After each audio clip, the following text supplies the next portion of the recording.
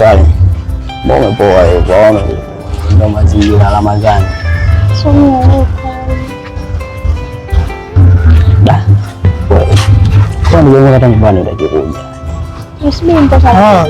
Salamu alaykum jamani. Wa alaykum salaam shehe. Samani jana. Hivi ni Muislamu Mkristo?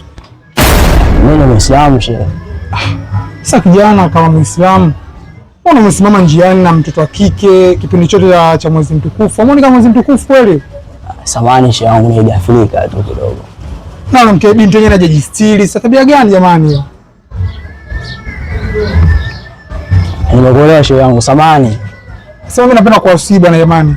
Ifika muda fulani ndio kaswali bwana. Nitafika shehe. Umesikia binti eh? Haya. Tutaki habari kweli. Unaona kisiku achana na vijana. Vijana ni wauni. Tule sio tu kama sisi mashehe, suria zile. Sisi mashehe. Kwa hiyo ukinani hivi ndio kidogo. Shehe. Salamu alaykum.